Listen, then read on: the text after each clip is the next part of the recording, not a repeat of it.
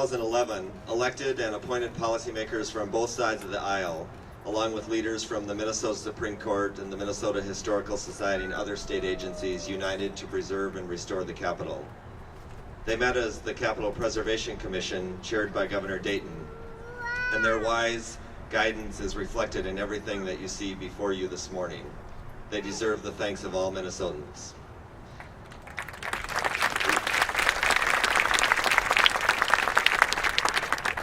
We will next have 4 speakers representing the collection of the Capitol Preservation Commission, all of whom will join at the end of the ceremony for the ribbon cutting. Minnesotans built a state capitol that would stand the test of time, sturdy and rugged to withstand the ruthlessness of Minnesota's climate, functional and spacious to house all 3 branches of government, and allow the public to participate in the most momentous decisions in their state. A magnificent, stately design that not only stood as a testament to the beauty of Minnesota, but also captured Minnesotans' shared commitment to good government and democratic values. I got the opportunity to attend quite a few of these kind of events, and a carpenter, which I am, can't help but notice that there's a cohort of Minnesotans missing today. And without the sweat of their brow, the toil of their labor, the skill of their hands, today wouldn't be possible. And they have all moved on. This morning, they strapped on their tool belts, and many of them are down University Avenue, and they're putting in foundations for a new soccer stadium. Others are all over the state working on renovating and building our schools and our libraries and our roads and our bridges, our apartment buildings, and our single-family homes. So on behalf, I think, of all of us, let's give a round of applause to all of those Minnesotans who made today possible that I'm here. I well remember back in the 1970s when my wife Karen and I and our young sons would drive past the Capitol at night. Illuminated with light, it shone like a beacon. My sons asked about this obviously special building. It was hard to simply explain our Capitol and what happens here to 3 boys under 10. But they had met our governor, and I told them, Al Quie works there. Little did we know that 2 of our boys would wind up working here and that I would become a state representative. When I took office in 2003, it was obvious that this magnificent old building needed some help. The marble was cracked, the roof leaked, plumbing and electrical wiring were antiquated and insufficient. For years, voices had cried out to repair this building. I raised my voice with the others, and finally single voices became a chorus as legislators came together to see that this was done. Now, we hear a lot about partisanship, governmental intransigence, and even disputes between the House and Senate. But in 2011, when we formed the commission, all this was surpassed by one of our greatest legislative accomplishments. Democrat and Republican legislators, as well as the governor and Supreme Court justices, came together for a great goal: to restore the People's House to its past glory. Thank you, everyone. Okay, here we go. We need a ribbon. So I would invite the members of the Capitol Preservation Commission and Congressman Walz and McCollum and Chairwomen to come up and help us hold the ribbon as Governor Dayton cuts it.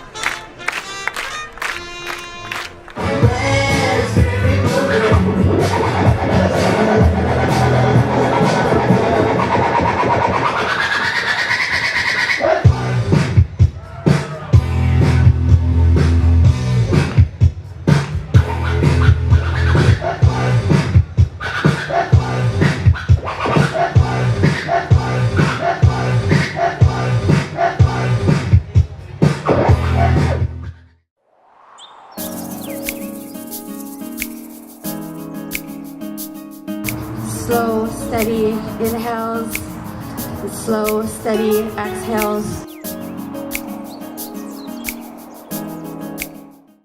My sound advice for young political activists is always go to Washington, get it out of your system.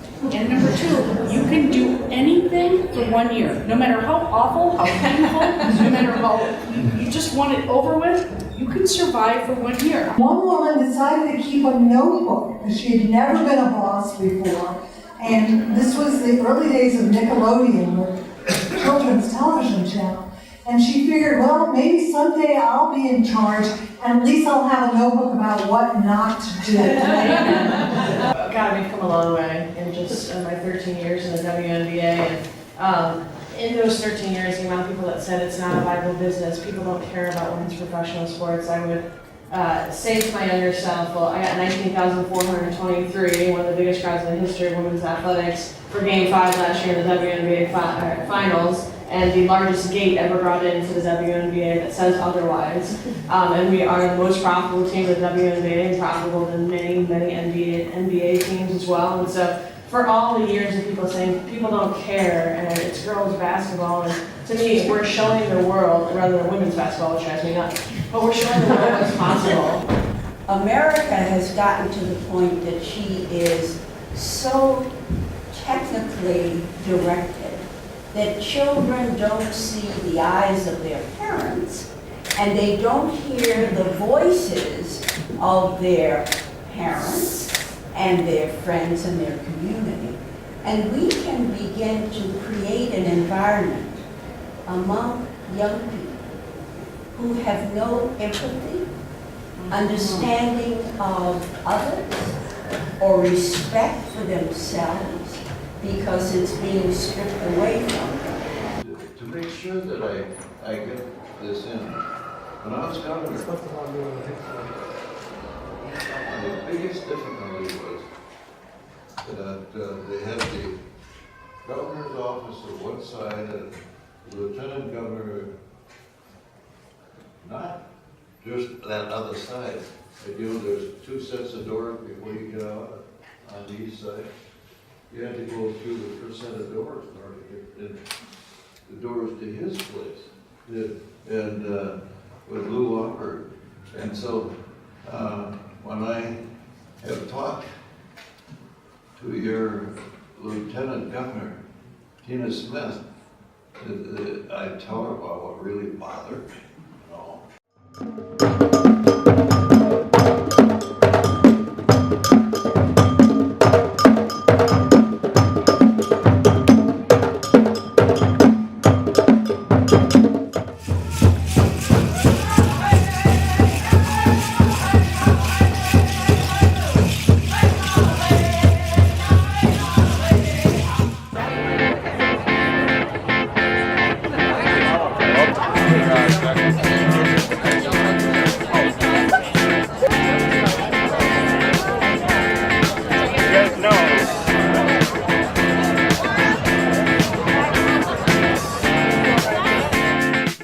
Everyone here has got a shadow.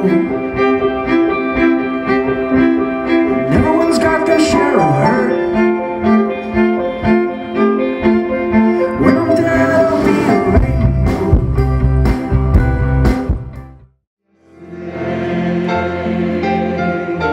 All my troubles seem so far away.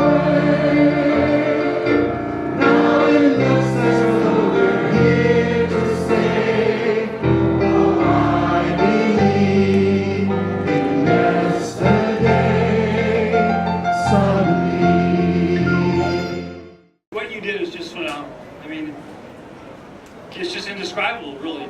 And the wear and tear and the risks and everything that you took up there, and some of the places where you were climbing and ascending and descending, I just, it was phenomenally well done. And I hope all of you who are spouses who endure your spouse's absence and extra work, and all of you kids are really, really, really proud of your moms and dads who work so incredibly well.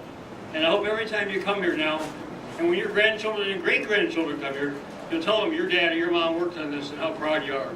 So to all of you who made this possible, I just say thank you. For all of Minnesota, thank you from the bottom of our hearts.